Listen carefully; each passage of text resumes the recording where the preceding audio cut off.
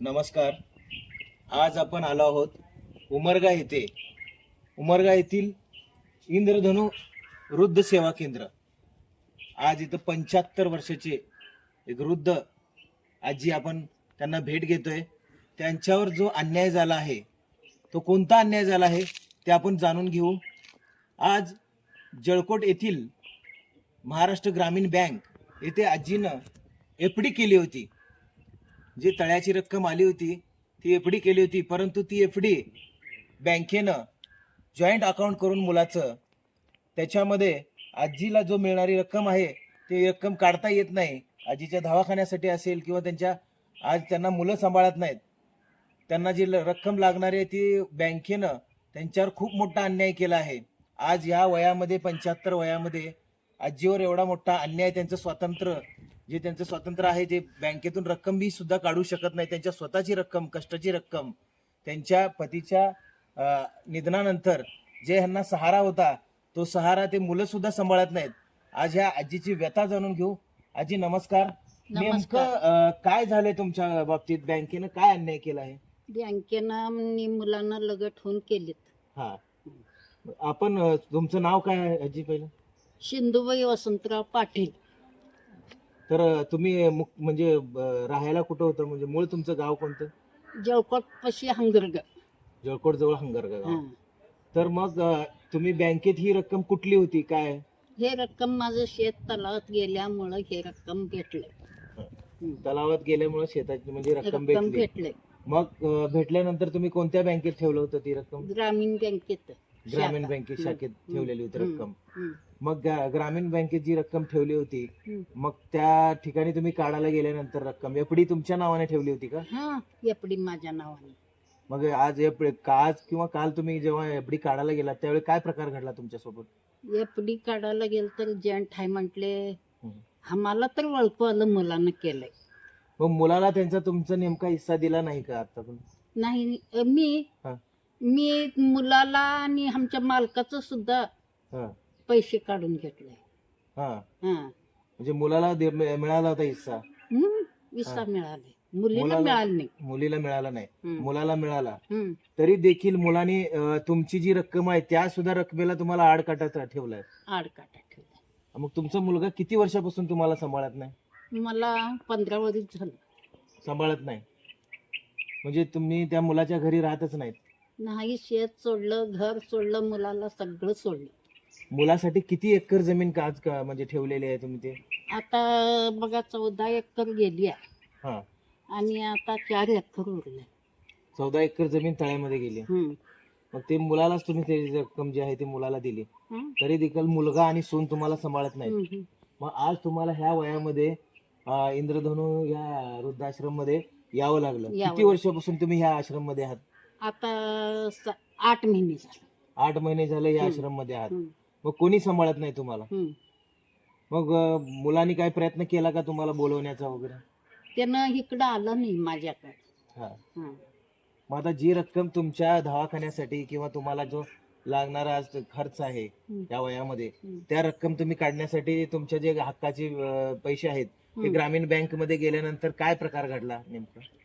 ग्रामीण बँकेमध्ये देतो म्हणून दिल्लीत मला 3 महिने चाळवणी लावले. तुम्ही ग्रामीण बँकेच्या मॅनेजरला किंवा व्यवस्थापकला भेटलात का? सगळ्याला भेटले. काय म्हणणं आलं मॅनेजरचं? त्यांचं का म्हटले, अगोदर जंट म्हटले आणि 4 दिवसानं या निघतं.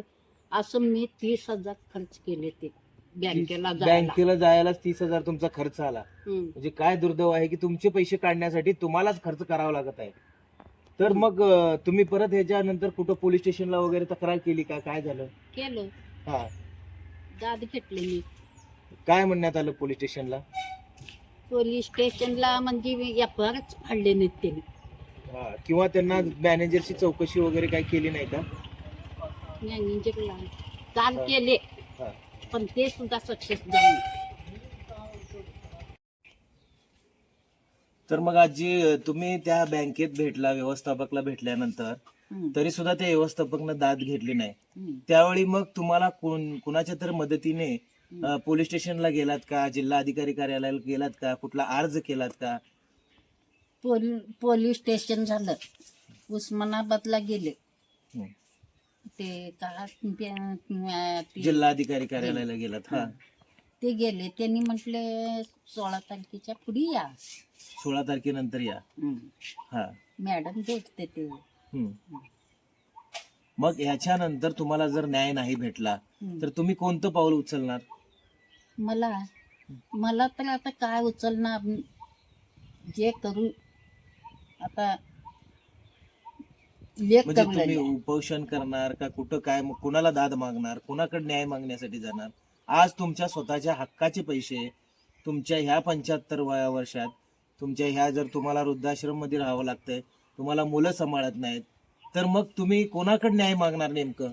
आज आपल्या राज्याचे मुख्यमंत्री देवेंद्र फडणवीस साहेब यांना तुम्ही न्याय मागणार का? हो मागणार. आज तुम्ही प्रत्येक कोणत्या आमदारांना किंवा खासदारांना तुम्ही कॉल केलतात का? ह्याच्या संबंधी तुम्ही भेट घेतली आहे का? हा ज्ञानगळ लिंबाळकर बघा. हा का ज्ञानगळ म्हणते हा हा. लिंबाळकर. निंबाळकर खासदारांना तुम्ही संपर्क केलता, हम्म. पण तरी देखील बँकेच्या मॅनेजरनं काही दखल घेतली नाही. घेतली नाही त्यांनी. मग म्हटले यांचं काम करून टाका म्हण, हा. त्यांनी केले नाही ते. तरी सुद्धा दखल घेतली नाही. म्हणजे नेमकं तुमचं असं म्हणणं आहे की तुमच्या एकट्याच नावाने एफडी होती, परंतु तुमच्या मुलांनी जाऊन ते परत जॉईंट अकाउंट केलं आणि तुम्हाला कोणतीही रक्कम काढता येऊ नये असं तुमच्या मुलांनी प्लॅन केला, आणि बँकेच्या तिथल्या मॅनेजर व व्यवस्थापक ह्यांना धरून हा प्लॅन केला का? ना त्यांना धरूनच केले. त्यांना धरून तो प्लॅन केला, आणि तुम्हाला जी मिळणारी रक्कम आहे ती सुद्धा थांबवली. मग ह्यांच्या या मॅनेजरवर गुन्हा दाखल व्हावा असं तुम्हाला वाटतंय का? पोलिसांकडून मॅनेजरवर मुलावर दखल, मुलावर सुद्धा दखल घेतली पाहिजे. त्याला जर मग शिक्षा कर. आता मुलगा सळवलेला आहे, त्याला जर अगोदरपासून मुलगा त्रास देते का असं? हा त्रास लई केलंय.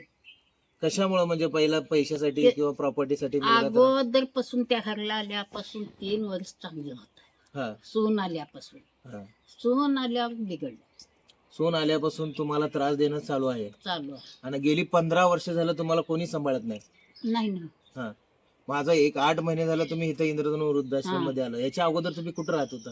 मी सास्तूर मध्ये स्वतः एकटं राहत होता? नाही, मालक मी. हा. म्हणजे मुलांपासून विभक्त तुम्ही त्या म्हणजे वयात या म्हणजे दुसऱ्या गावात सास्तूर या ठिकाणी राहत होतो. मालक गेल्यावर मला आश्रम गाठावं लागले. मग तुमचा आधार हरपला. आधार हरपल्यानंतर तुम्हाला इथं वृद्धाश्रम मध्ये यावं लागलं.